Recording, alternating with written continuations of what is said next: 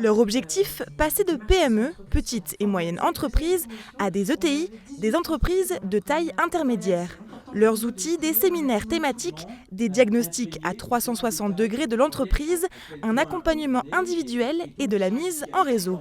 Résultat, les entreprises de la première promotion de l'accélérateur PME retirent déjà des enseignements de ce dispositif. C'est toujours plaisant en fait, de partager avec ses pairs, pouvoir partager ses peines et ses bonheurs. Et l'autre chose, bien entendu, c'est d'être accompagné à travers des sessions de sensibilisation et aussi à travers des experts qui ont pu participer dans mon entreprise à des projets pour pouvoir améliorer, pour pouvoir nous améliorer, pour pouvoir accélérer et grandir. On a une forte augmentation du chiffre d'affaires.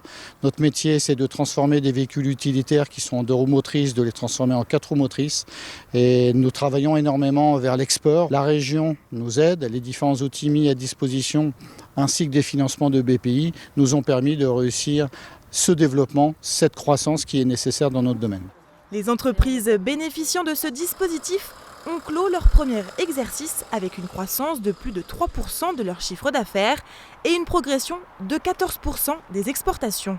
L'objectif à terme pour les élus du Grand Est est de faire de cette région le territoire le plus attractif de France pour les entreprises. Nous savons que c'est bien dans les ETI que l'emploi se crée, que lorsque ça se tend un petit peu, la situation économique est mieux gérée dans ce genre d'entreprise et puis que nous avons besoin d'elles pour continuer à grandir tous ensemble.